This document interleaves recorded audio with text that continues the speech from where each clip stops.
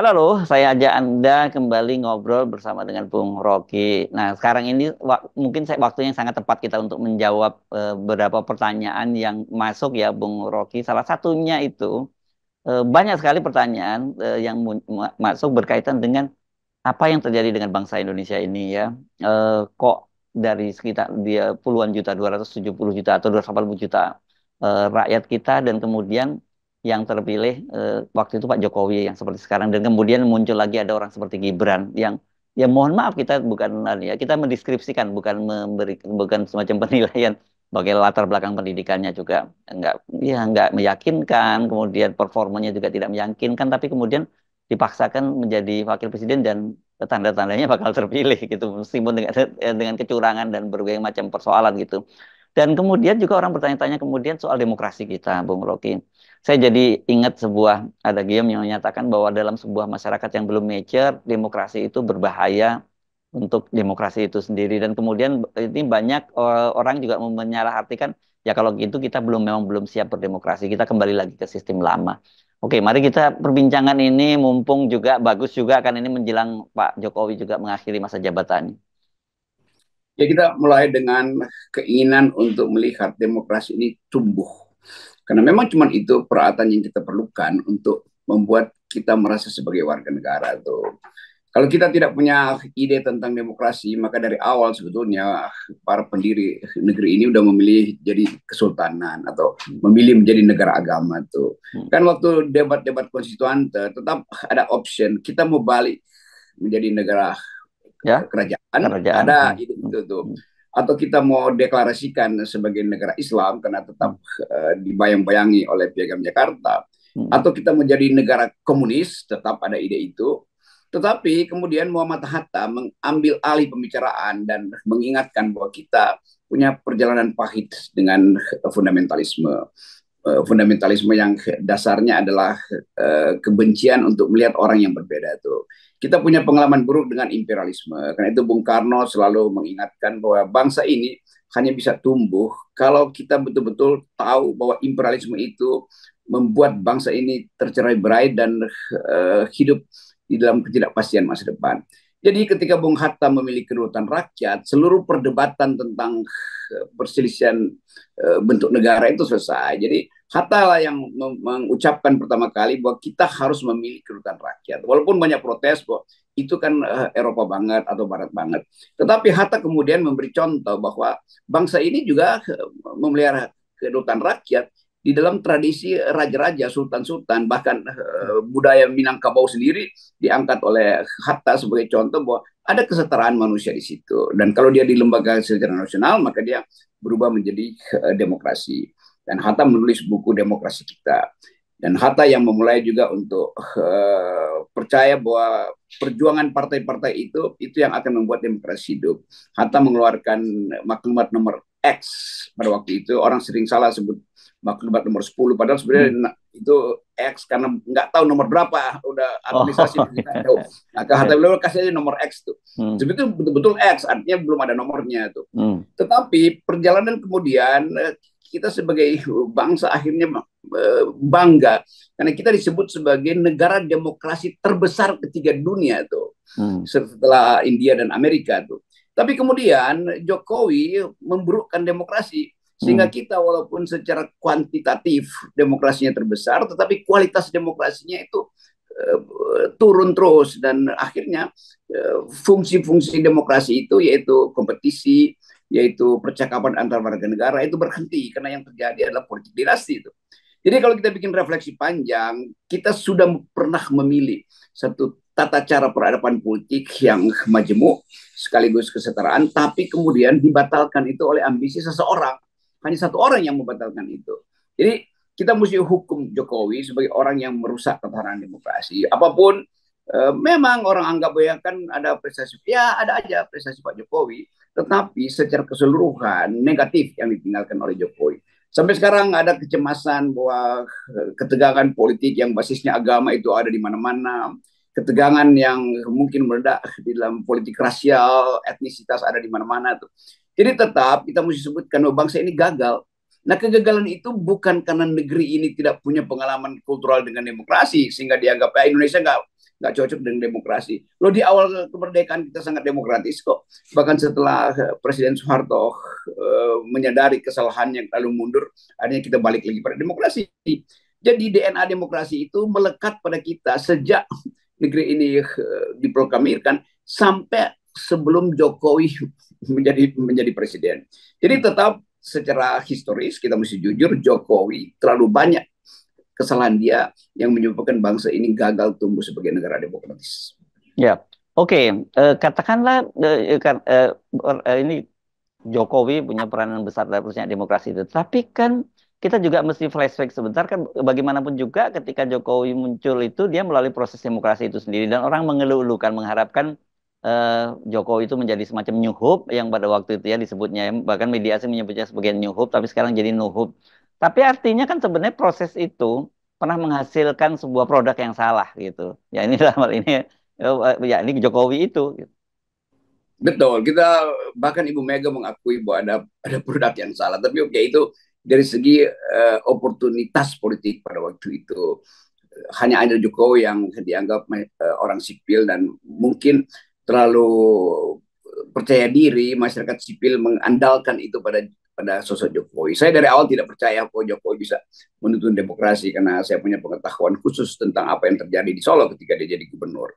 Saya juga punya pengetahuan khusus tentang mental-mental dari masyarakat sipil yang masuk ke Jokowi. Kan hampir semua tokoh LSM Indonesia itu mengeluhkan Jokowi lalu masuk ke KSP terutama. Tetapi kita tahu bahwa mental-mental masyarakat sipil yang ada di istana yang dalam perjanjian diam-diam dulu kita bilang oke, kalian masuk ya ke istana tetapi buat kurikulum supaya Jokowi itu paham demokrasi itu. Nah, tokoh-tokoh itu hampir semua LSM hak asasi manusia di situ, LSM lingkungan, LSM tanah tuh masuk ke KSP, tetapi mereka gagal untuk membrief Jokowi. Mereka takut bertatapan mata justru dengan mantan-mantan jenderal yang ada di KSP kan. Jadi memang ada kesalahan masyarakat sipil, tetapi bukan kesalahan mereka yang ada di luar, tapi mereka yang di dalam. Kan waktu itu perjanjian dengan masyarakat sipil, kalian mantan-mantan LBH, mantan-mantan WALHI, mantan-mantan segala macam mantan tokoh masyarakat sipil, kita dorong masuk ke istana dengan satu perjanjian diam-diam yang sering saya sebut tacit agreement. Perjanjian diam-diam bahwa mereka harus melapor pada kita yang di luar, melapor pada jurnalis yang di luar, melapor pada junior-junior mereka yang ada di luar, supaya ada koneksi antara yang di dalam dan di luar kan. Tetapi arogansi dari masyarakat sipil ini yang ada di istana itu menganggap ya mereka lah yang akan menentukan pikiran Jokowi. Mereka lupa bahwa mereka yang di dalam harusnya melapor ke yang di luar karena mereka diutus dari luar kan itu soalnya. Nah etik itu nggak terbentuk sampai akhirnya satu-satu mulai mengeluh ya, ternyata begini Rob, ternyata begitu loh. Ya lu keluar dong dari situ tuh. Tetapi terlambat semua tuh yang jadi dubes lah, yang jadi komisaris memperoleh manfaat material, dibujuk oleh uang, lalu lupa bahwa ada peradaban yang mesti mereka tegakkan. Jadi memang bertemulah antara oportunisme dari masyarakat sipil di istana dan potensi arogansi Jokowi yang makin lama makin terlihat. Mungkin hanya 2-3 bulan pertama Jokowi disebut oleh dunia internasional sebagai New Hope. Tapi dari awal saya udah ragukan itu tuh dalam banyak percakapan dengan teman-teman yang masuk KSP. Saya bilang kalian itu tidak akan sanggup kalau kalian tidak bikin koalisi di luar untuk tekan terus Jokowi. Dan mereka menganggap yang di luar udahlah kan yang penting kami udah jadi komisaris tuh, udah dapat uang banyak itu dengan proyek-proyek istana tuh. Jadi itulah pelajaran utama kita. Kita mengasuh seseorang yang tidak punya kapasitas, tapi sekaligus mereka yang mengasuhnya ternyata sama juga tidak punya kapasitas. Oke, tapi kan begini, Bung Rocky, harga yang kita bayar ini sangat mahal. Bahkan kalau kita kembali menyitir pernyataan Ibu Megawati, ada tanda-tanda kita akan menuju kegelapan demokrasi, kan begitu. Jadi kan ini bukan berarti problemnya Jokowi itu pergi dari kekuasaan, bukan selesai karena dia mengekstensi kekuasaannya melalui anaknya, begitu. Dan dampaknya pada pemilu kita kan mengalami pemilu yang paling buruk, saya kira sepanjang era reformasi itu dan eh, kalau kemudian ini kan sekarang betul-betul kita hanya berharap pada hakim-hakim di Mahkamah Konstitusi. Kalau kemudian ternyata hakim Mahkamah Konstitusi memilih artinya karena berbagai macam pertimbangan, karena tekanan dan sebagainya memilih memenangkan Gibran lah dalam hal ini katakanlah begitu kita maksudnya meloloskan Gibran Ya, saya kira kita tidak tahu seperti apa masa depan demokrasi kita itu nantinya. Saya tetap percaya bahwa kalangan anak-anak muda justru yang ya memang tertunda demonstrasinya, poster-poster protes masih tertunda. Tetap mereka memelihara keyakinan bahwa demokrasi adalah hak mereka, bukan mereka titipkan pada Gibran tuh. Nah ini pesan buat Pak Prabowo supaya kalaupun dia memimpin, dia tahu bahwa dia hanya mungkin memimpin kalau backup masyarakat sipil itu sempurna di dalam ide demokrasi itu. Dan dia tahu bahwa seluruh masyarakat sipil menganggap bahwa Prabowo membuat kesalahan dengan memilih Gibran tuh. Nah kesalahan ini akan dihitung orang, mampu nggak Prabowo itu memulihkan kesalahan dia dengan segala macam asumsi bahwa soal Gibran itu sekedar ban serep akan dilibatkan. Tetapi keputusan Mahkamah Konstitusi lah yang akan menentukan apakah Gibran itu diizinkan, diloloskan untuk masuk dalam peradaban demokrasi, atau dia justru akan merusak lagi itu demokrasi kan. Kan kita nggak pernah lihat satu kesempatan di mana Gibran mengatakan saya tahu bahwa ayah saya itu bikin buruk demokrasi, maka saya akan perbaiki itu. Gibran tetap menganggap dia hanya akan melanjutkan yang dia sebut guru politik saya, ya ayah saya itu artinya guru di bidang otoritarisme, guru di bidang oportunisme kan. Jadi kelihatannya DNA Gibran itu tidak mungkin beralih dari DNA ayahnya itu. Nah, tinggal jawab kesulitannya adalah Prabowo akan diintai terus, akan dipaksa oleh masyarakat sipil untuk pulihkan demokrasi. Jadi dari awal kita tahu Gibran akan berselisih dengan Prabowo dalam perjalanan nanti. Karena itu ayahnya itu berupaya untuk terus mengaktifkan sisa kekuasaannya untuk menuntun Gibran di dalam kabinet Prabowo. Jadi tetap terlihat keretakan itu pasti akan terjadi itu. Apalagi kalau kita minta misalnya Pak Prabowo, Anda kan udah berkali-kali ingin jadi presiden dan gagal. Ini kesempatan terakhir Anda untuk membuktikan bahwa Anda itu dimuliakan oleh demokrasi itu. Karena demokrasi mengizinkan Anda membentuk partai politik di tengah-tengah badai kritik bahwa Anda bagian dari rezim Orde Baru. Tetapi kemudian masyarakat sipil mengerti bahwa Prabowo berupaya juga untuk memulihkan nama baiknya melalui aktivitas membangun partai politik dalam sistem yang demokratis, bukan sistem yang otoriter. Nah, kita menghitung itu. Mungkin refleksi dari Prabowo juga akan menghasilkan tulisan seliris yang ditulis Ibu Mega tentang apa sebetulnya poin Prabowo sendiri dalam melihat demokrasi kita kan. Jadi kita mau biasakan nanti ada apa namanya voice from the wilderness itu suara dari hutan yang sunyi itu yang bisa menuntun Prabowo untuk bikin refleksi bahwa dia tetap ada di dalam kesulitan nanti untuk menerangkan kenapa Gibran masih ada di samping dia kan itu dasarnya tuh. Ya, Jadi ya. sekali lagi mungkin dalam 2 minggu ini setelah Mahkamah Konstitusi memutuskan lalu Prabowo kembali membuat refleksi dengan uh, uh, tuntunan awal yang sudah dimulai oleh Ibu Mega.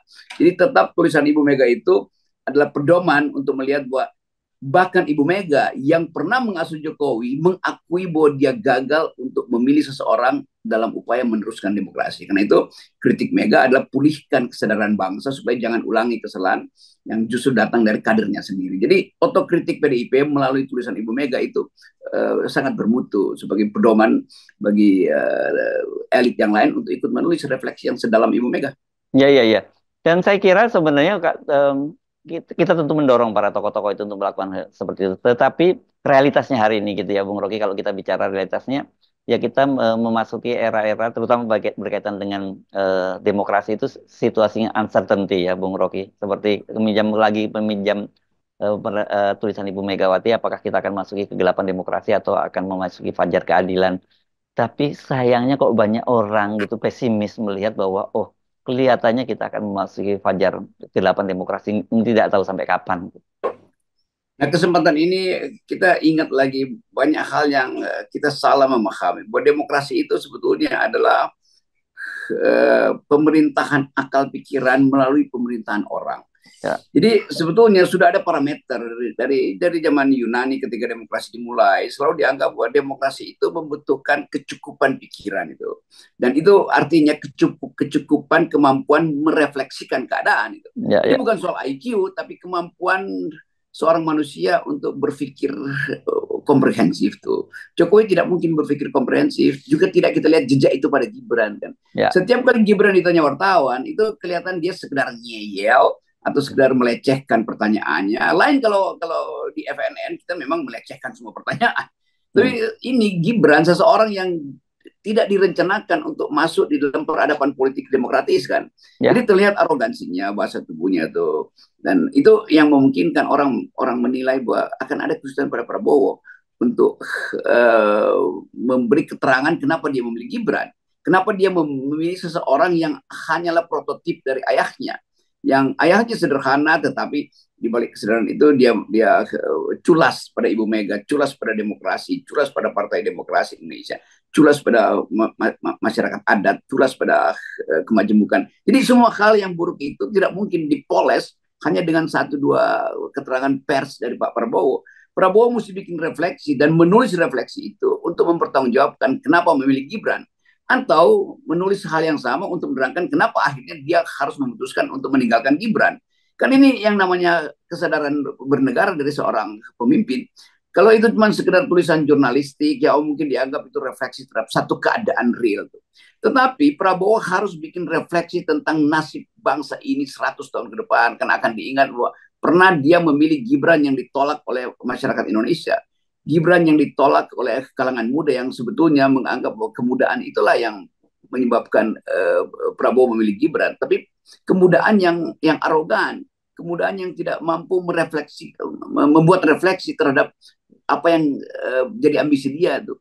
Jadi kalkulasi-kalkulasi rasional kita menunjukkan bahwa Indonesia terjebak terus di dalam kesulitan demokrasi selama Gibran ada di situ tuh. Ya. Nah itu intinya kita memang minta supaya Mahkamah Konstitusi ya batalkan aja kehadiran Gibran di situ. Bagaimana caranya? Ya mungkin dengan proses pidana itu, misalnya bahwa Paman Usman itu sudah dinyatakan melanggar etik, tapi itu nggak ada konsekuensi pidana. Bagaimana kalau ditingkatkan itu menjadi laporan bahwa perilaku dari Paman Usman itu mengandung pidana itu, yaitu menimbulkan huru-hara, kan bisa begitu. Ya bisa menimbulkan huru-hara, itu udah menyebabkan bangsa ini kan huru-hara selama keputusan terhadap Gibran itu dibenarkan oleh Usman. Jadi sebetulnya ini bisa dialihkan pada pidana sehingga bisa dibuat pemeriksaan untuk kemudian memutuskan bahwa ada pelanggaran pidana. Pelanggaran pidana artinya ada hukuman pidana itu. Jadi di penjara misalnya karena menyebabkan kerusuhan, dan itu faktor Gibran juga ada di situ tuh, terlibat secara konspiratif untuk menipu rakyat. Kan tuh langsung kita anggap ini perbuatan tercelah dari seseorang yang ingin menduduki jabatan publik. Nah, perbuatan tercela itu pidana tuh. Karena itu bisa diproses. Setelah Gibran mungkin terpilih sebagai wakil presiden, dianggap aja bahwa ada novum, bahwa Gibran itu pidana dibantu midedar pelaku penyertanya adalah pamannya sendiri itu. Dan kita bisa lihat bahwa kalau begitu aktor intelektualnya adalah bapaknya sendiri kan. Kan hukum pidana berpikir seperti itu, siapa aktor intelektual, siapa pelaku, dan siapa yang membantu kejahatan itu berlangsung. Jadi tetap ada slot untuk mengatakan bahwa peristiwa di Mahkamah Konstitusi dengan keputusan MK nomor 90 itu adalah pelanggaran hukum, pelanggaran etis, sekaligus pelanggaran pidana. Nah, itu yang kita ingin dorong sebagai wacana baru. Yes, oke. Jadi saya kira memang waktunya untuk berkontemplasi, dan tapi juga kemudian dalam kontemplasi itu bukan hanya kita meratapi nasib ya Bung Rocky. Kita harus berani menyatakan, mengkoreksi kesalahan-kesalahan yang ada, dan kita melangkah ke depan jauh lebih bagus gitu. Dan saya kok yakin bangsa Indonesia ini sebenarnya di tengah situasi yang memburuk ini masih banyak akal sehatnya gitu. Hanya saja memang itu yang voiceless ya mereka ini selama ini, dan juga mereka tidak punya kekuasaan, jadi sulit untuk mewujudkan mimpi-mimpi mereka itu. Ya itu saya kira kita mesti dorong mereka, jangan tinggal diam, tapi itu harus disuarakan dan harus direbut. Gitu. Betul, kita tidak meratapi sesuatu yang terjadi, kita justru memberi jalan keluar supaya ada hukuman terhadap kejahatan yang dibuat Jokowi itu. Indonesia kadang-kala terlalu memaafkan sehingga kita nggak belajar. Jadi Ya, Hukuman itu bukan karena kita dendam pada Pak Jokowi, ya, tapi kita mau beritahu bahwa Anda bikin salah loh, ya, supaya ya, tetap ya. ada catatan bahwa nggak Ya. boleh ada kesalahan. Dan itu yang memungkinkan kita tumbuh kembali sebagai ya makhluk-makhluk politik yang bermutu di masa depan. Oke, baik, terima kasih Bung Rocky. Dan sekali Iya, lagi buat Anda semua, selamat merayakan Hari Idul Fitri 1445 Hijriah. Mohon maaf lahir dan batin. oke. Sama, minal aidin wal faizin. Yes. Maaf lahir batin. Tetap kita nolkan semuanya ya. Iya.